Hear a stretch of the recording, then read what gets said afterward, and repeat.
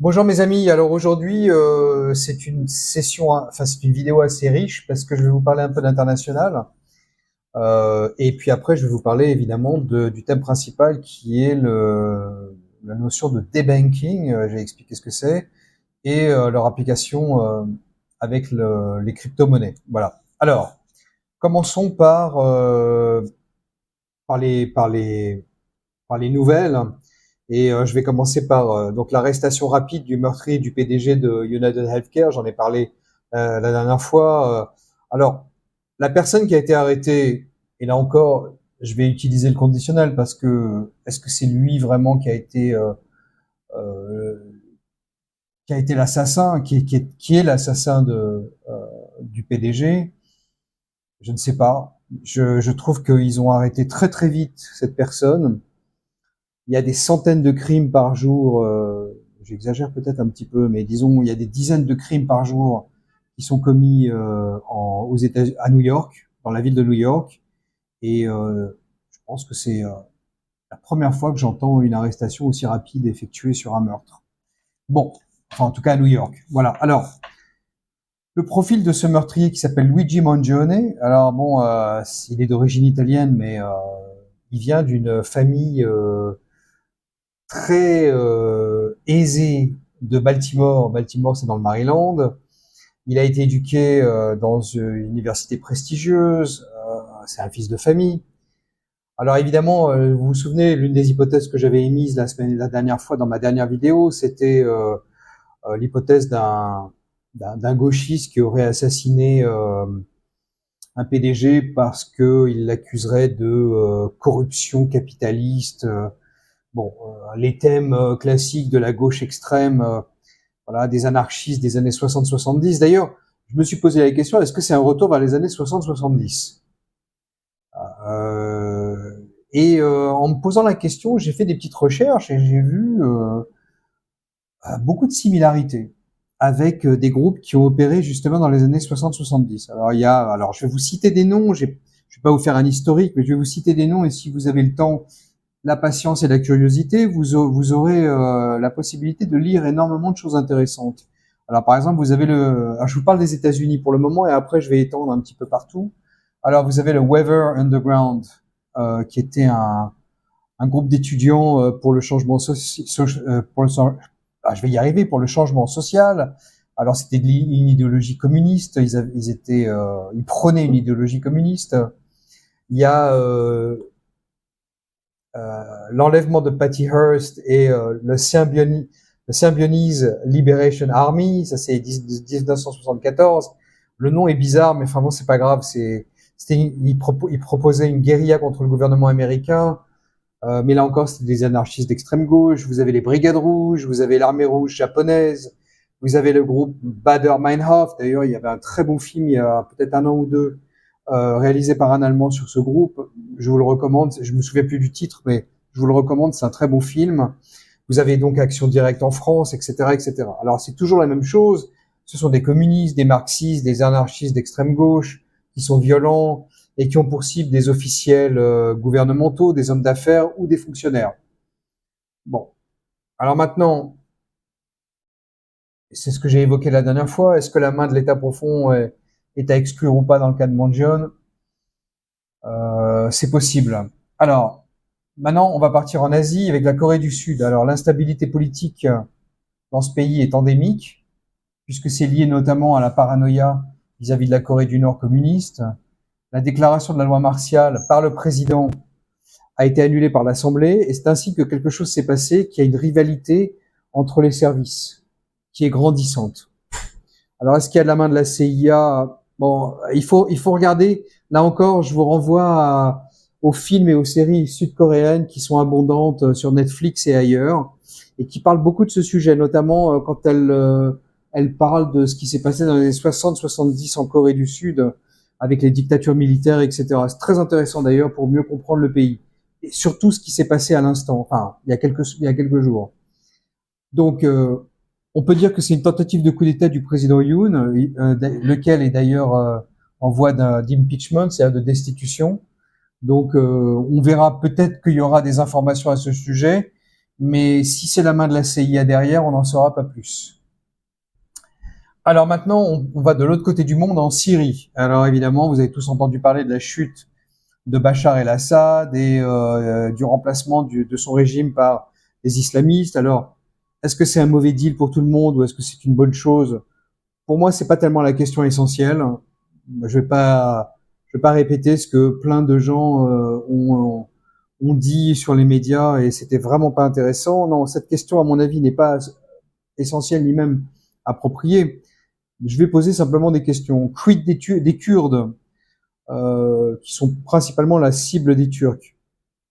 Il n'y a pas eu de manifestation pour un État kurde, alors que pour la Palestine, par exemple, c'est 24 heures sur 24, 7 jours sur 7. Quid des Druzes? C'est une minorité au Liban, en Syrie, en Israël, et elle est cible des islamistes et cible des chiites aussi. Donc là aussi, pas de manifestation, on n'en parle presque jamais. Voilà. Pas de gagnant ou perdant, seulement la reconnaissance que les États issus de l'accord Sykes-Picot 1916, là encore une fois, si vous êtes curieux et si vous avez le temps et la patience, regardez ce que c'est très intéressant. Les événements qui se passent il y a un siècle ont des répercussions aujourd'hui. Puisqu'on sait que la Syrie et le Liban ont été créés par ces accords, et la France, qui se veut la protectrice de ces États, est incapable d'ailleurs de se protéger dans ses propres frontières. Enfin, ça, c'est ma pique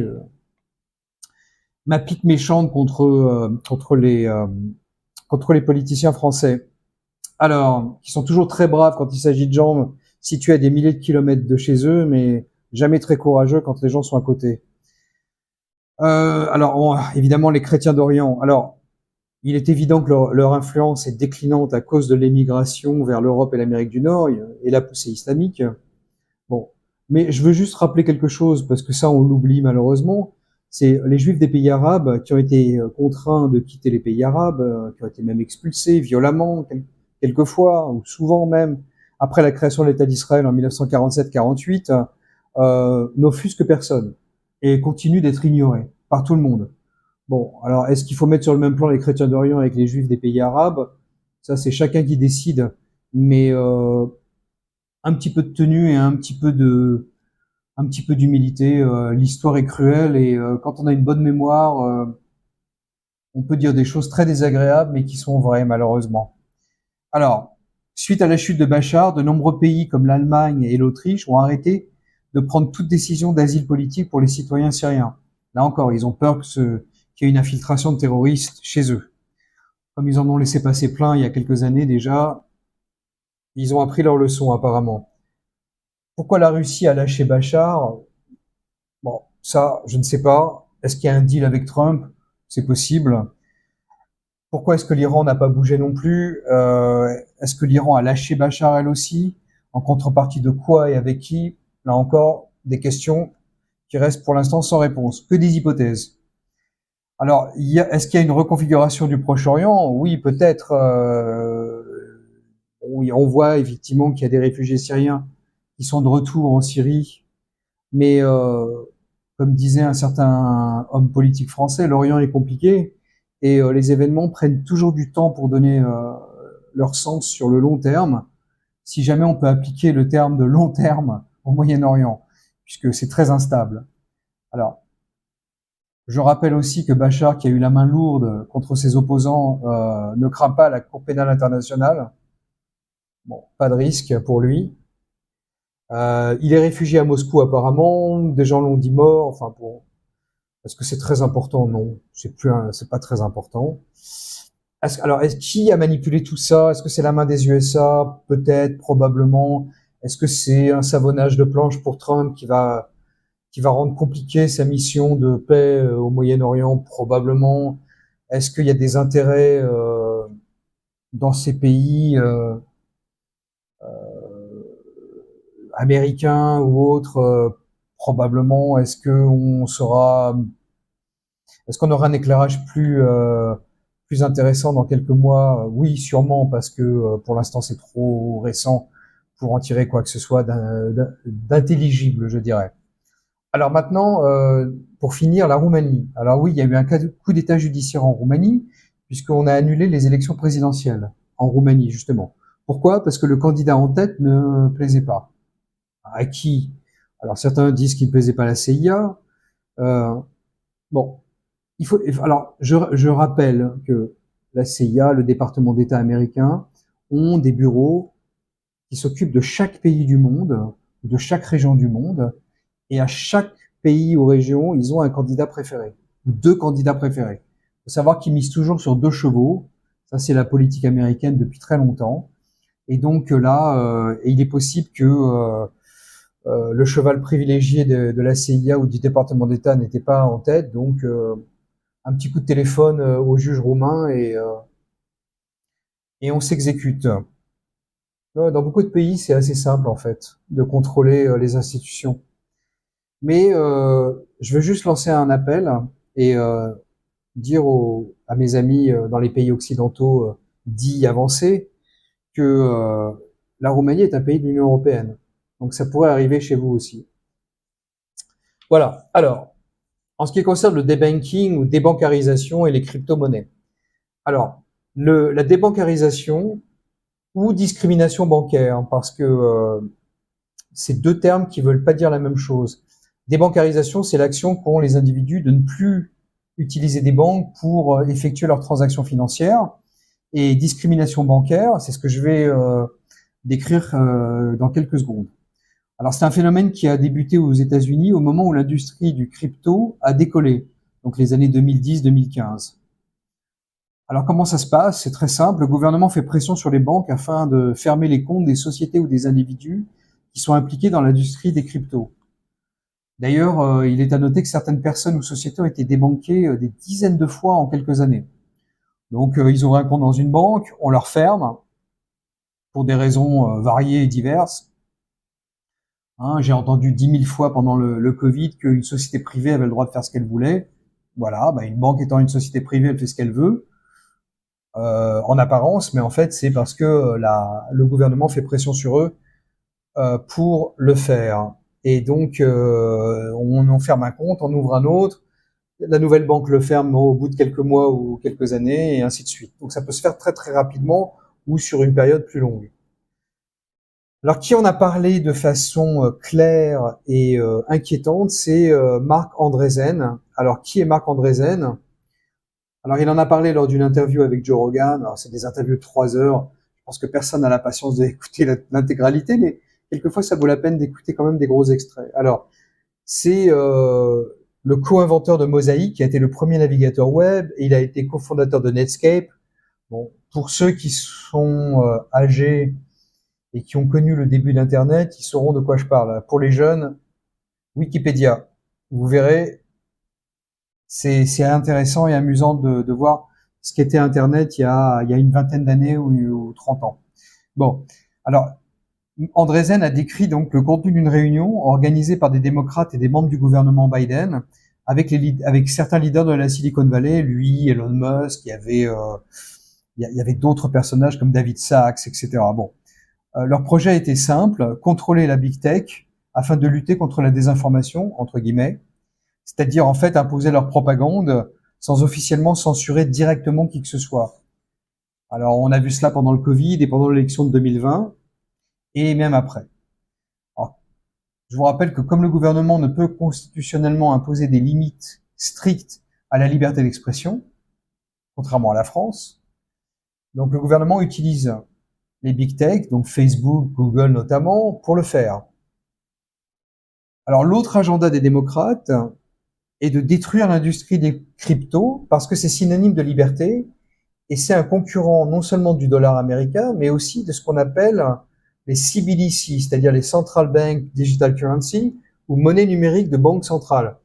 Et vous vous souvenez peut-être que les États-Unis avaient ça comme projet il y a quelque temps. Alors je crois que l'Union européenne l'avait aussi, mais bon, je ne sais pas où ça en est pour l'Union européenne, mais ça risque de revenir à un moment donné ou à un autre.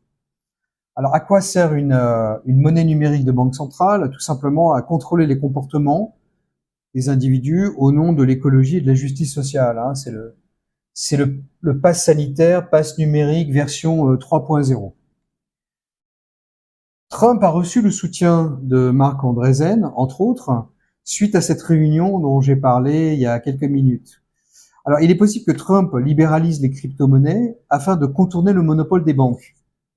Parce qu'il faut savoir que personne ne peut contourner le monopole des banques en ce qui concerne certaines transactions financières. Alors, il y a les fintechs, mais les fintechs sont toujours adossés à une banque ou à une institution financière, et évidemment, le jour où il y a un problème, bon, la fintech ne peut plus opérer. Alors, l'idée donc est de permettre aux détenteurs de crypto-monnaies d'effectuer des transactions sans passer par des intermédiaires financiers ou bancaires. Exactement ce que je viens de décrire. Donc, par exemple, si je veux envoyer ou payer par crypto quelqu'un, je dois pour le moment passer par Coinbase, Binance, etc. Si la réforme Trump passe, ce qui n'est pas encore gagné, je pourrais alors envoyer directement à mes amis des crypto-monnaies en paiement de biens ou de services. Tout simplement. Alors évidemment, c'est difficile de contrôler ce genre de transactions, mais c'est la liberté totale pour les individus. Donc on est notre propre banque, voilà, en d'autres termes. Alors faut-il investir dans les crypto-monnaies, oui ou non? Ça c'est ma conclusion. Alors pour les plus aventureux, acheter directement des crypto-monnaies comme les ETH, Bitcoin, etc. est possible, et pas très compliqué finalement, mais la volatilité est quand même assez importante. Donc je recommande évidemment la plus grande prudence là-dessus. Donc Binance et Coinbase représentent donc des solutions très simples pour le faire. Mais attention à ne pas investir trop d'argent, comme d'habitude. N'investissez pas l'argent dont vous auriez l'utilité dans quelques mois ou dans quelques années, parce que vous risqueriez de tout perdre, ou en tout cas de perdre une grosse partie. Pour les plus prudents, si vous voulez diversifier votre portefeuille, votre patrimoine, vous pouvez acheter ce qu'on appelle des ETF crypto. Alors, il y a des gestionnaires de fonds comme BlackRock, Van Eck, Bitwise, Invesco qui proposent des ETF crypto. En tout cas aux États-Unis. En France, je ne suis pas sûr, mais il faut vous renseigner. Je pense que c'est possible aussi. Alors ça constitue une alternative encore plus simple à la possession directe de crypto. Alors pourquoi? Tout simplement parce que c'est plus facile à manier. Vous ne gérez pas directement les cryptos, c'est sur des gestionnaires de fonds qui le font à votre place. Il y a aussi un problème avec la fiscalité et la complexité déclarative des achats et ventes de crypto. Hein, je l'ai vu aussi aux États-Unis, c'est assez compliqué de faire ça, et je pense que c'est aussi compliqué de le faire en France. Donc attention, surtout si vous effectuez des plus-values ou des achats, ventes, ou même quand vous minez des cryptos. Hein, tout ça, c'est déclarable. Attention aux manipulations de cours pour ce qu'on appelle les meme coins ou crypto meme. Hein, ce sont les crypto-monnaies comme Dogecoin ou Shiba Inu. Alors, ce sont des crypto-monnaies qui sont basées sur l'humour ou des personnages de la culture populaire. Faites très attention à ça, ne vous laissez pas avoir parce que ça peut être casse-gueule. Hein, j'ai pas d'autres termes. Voilà. Donc, je vous ai fait un exposé rapide. J'espère que ça vous a intéressé. Je vous souhaite une très bonne semaine et à très bientôt. Merci mes amis. À bientôt.